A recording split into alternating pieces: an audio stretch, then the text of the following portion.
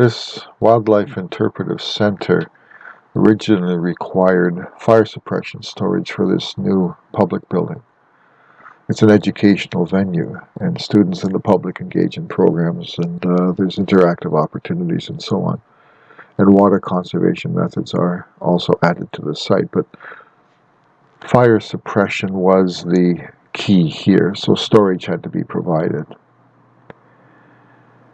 So the reason for rainwater harvesting potentially is without municipal water, the well is the only source, or the wells of the property. So a large volume under high pressure for fire protection wouldn't be possible from the wells. So separate storage has been set up in order that there's sufficient quantity and sufficient time to quickly use it up. That was the start of the project, but now rainwater can be used elsewise. It's directed into the vernal wetland areas, can be used for irrigation of new native plant landscapes. There may be additional uses determined, and rainwater could be an alternative source in case of potential aquifer depletion in the future. Multi-purpose aspects of this project make it unique, but still is representative of possibilities for using rainwater in rural settings. Those are the why questions. Why even consider it? What would it look like? What would the system consist of? So we have the fire protection reserves, and there are other areas of the Interpretive Center, Wildlife Hospital, there's flight cages, live display enclosures, programs for ages, and so on and so on, and trails and habitat, that type of thing. On that site, we will have, with this new building, there's a wetland, seasonal wetland, vernal wetland. There are the existing fire protection storage tanks and potentially a native rain garden up here. Surrounding it is native and natural vegetation and parking areas to be developed in here, and then below this, on other areas of this lot, are the other buildings and other activities. Looking at this just a little bit closer, we have rainwater storage tanks. These could be rainwater. Right now they are well water, and we're proposing that maybe a connection here be added from the line that comes from the wells, the buried water line, in order that they could be automatically refilled if ever they were used. Or if they could be incorporated into other uses, and maybe a tank farm developed here to expand on that, then perhaps having an alternate water source to top that up when rainwater is not available would be helpful. We have rainwater collection to this tank here using these gutter connections here. This is rainwater for this part of the roof that goes into the wetland, and all of these likely go to the wetland now, but they could as well go into the rain garden.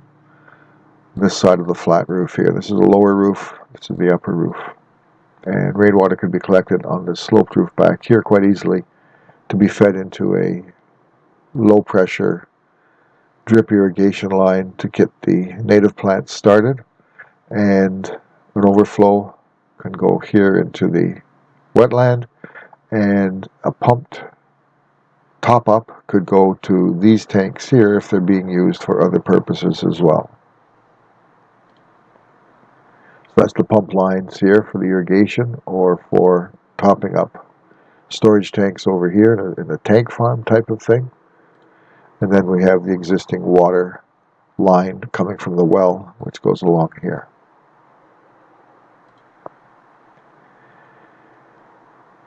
The what, again, levels of exposure and risk, and then treatment.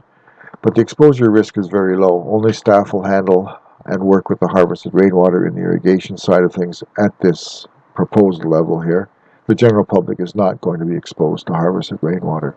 If we were to go to things like flushing toilets and so on, then we would have to look at a different level of treatment, and the exposure would be greater, so the treatment would have to be greater. Even spray irrigation under restricted access and drip and subsurface irrigation do not require sanitation according to the CSA B805. Table 8.3, which is public use properties. The rainwater diverted to the wetland will accumulate during the wet season, is not handled by or involved in any human contact. So it's just automatic. It's all by gravity. And the irrigation's operation at any rate will be short-term until plants are established, and it can operate at night or through subsurface and drip irrigation. So it's removed completely from any human contact. Any treatment that we do need would be for the irrigation system, 100 microns for drip and 250 microns for spray irrigation, again, unless other activities were added to the stored rainwater. Now, how do we pull this together? The looking after this is a big question. Management, probably through the volunteers, and with some staff run the educational programs, the hospital, and animal-related aspects, and so on. So any of this rainwater system would be their responsibility.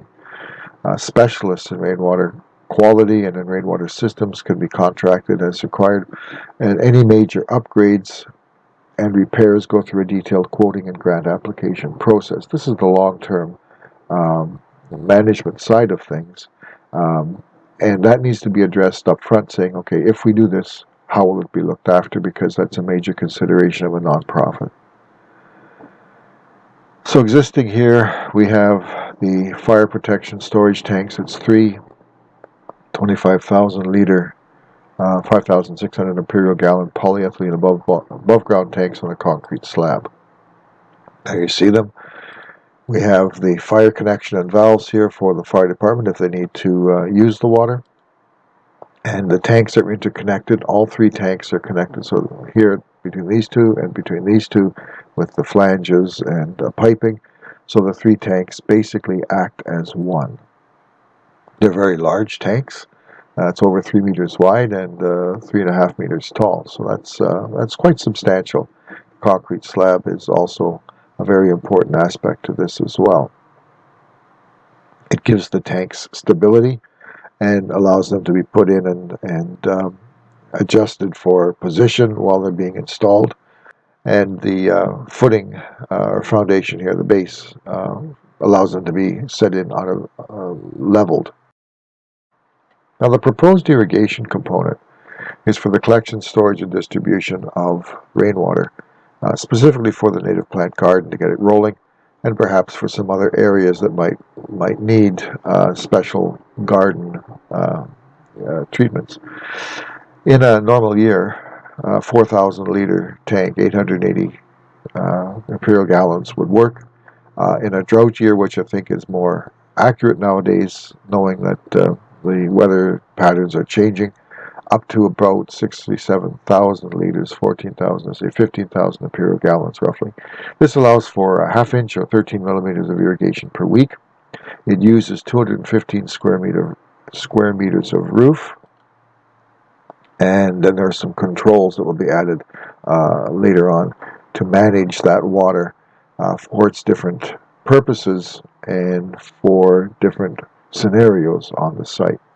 So here's our roof area, the tank out back, and rainwater as it flows in this direction. That's the slope of the roof, collected in the gutters and directed here.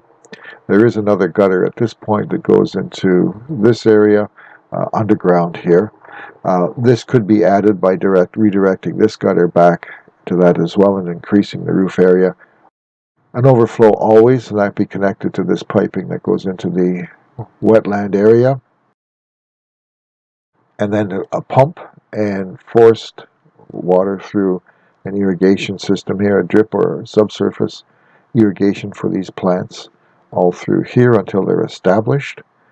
And in addition to that, then there would be the opportunity to add another pump aspect over here to more tanks that would be used for other purposes, and these could all be ganged together with protection, that the fire protection always has that volume, but these could then overflow as they're filled.